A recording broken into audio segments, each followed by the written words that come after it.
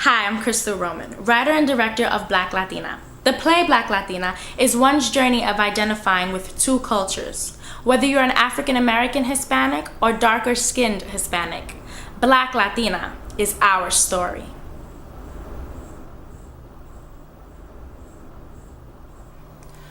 All my life, I've been compelled to answer the same question over and over again.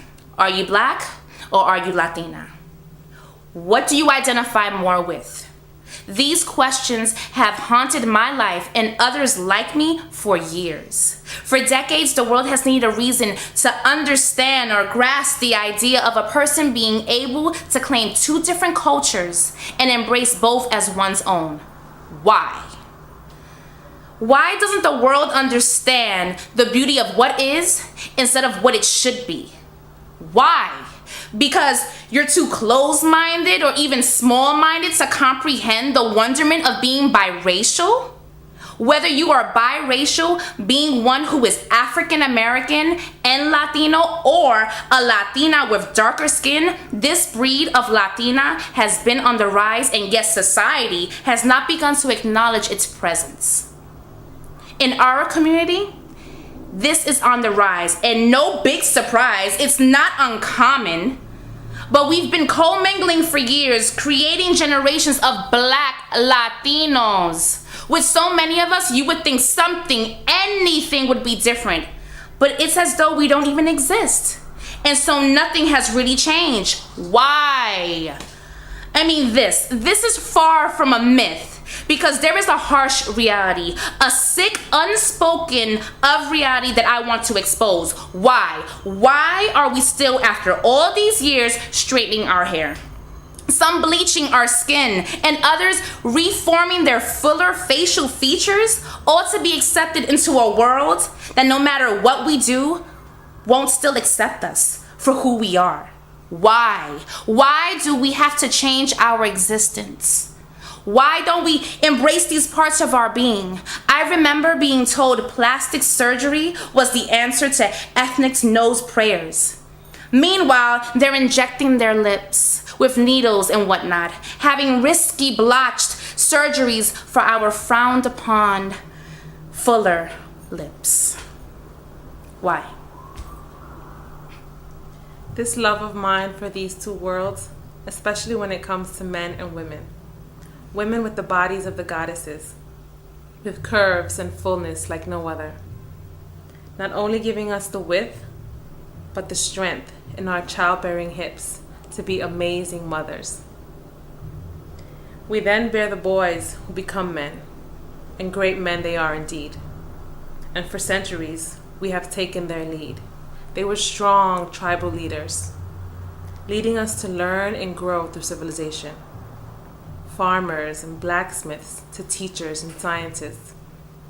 And now we no longer have to wait, because now the President of the United States. This love of mine for these two worlds that are so powerful and bountiful with resources beyond people's beliefs, continents and islands lavish with infinite riches, past the oil in Venezuela and the diamonds in Sierra Leone. Our riches run so deep, even the settlers knew so. Why else would they name one of our greatest islands Puerto Rico? This hurting feeling of void, knowing who you are, but the rest of the world quite not getting it, feeling lost and no one understanding, this emptiness, searching for the truth while yearning for normalcy. Not having to pick and choose, there is no choice. Have been waiting to spread these wings of confinement, break through the shell, burst through the cocoon, break these chains of conformity from what society thinks I should be. And so my four walls tend to feel like a prison. But I also find my solitude, my peace of mind, to be me. To look in the mirror and past my dark skin and see the beauty within. The beauty that when I look for a partner, I hope they'll see in me. Do you know what it feels like? Knowing that your family would be more than pleased if you brought a fairer skinned man home? Because if you bring a darker skinned man, you may be inclined to hear the whispering and comments about your children and their texture of hair and whatnot. Hear this not too far off from my own. I have no fear in my heart. I have embraced the skin that I'm in. No more does the thoughts, feelings, or ideas of others affect me. I have learned to love myself and what I'm made of first. I am a Black Latina, empowered not only because I have made the choice for college and a higher level of education, but because I have a higher level of consciousness.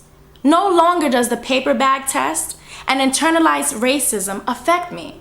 No longer will the subliminal shots that society takes when things that are bad, black, and white good impact my life.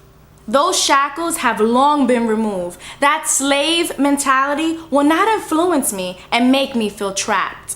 I have freed my way of thinking because I am a Black Latina, and black is beautiful.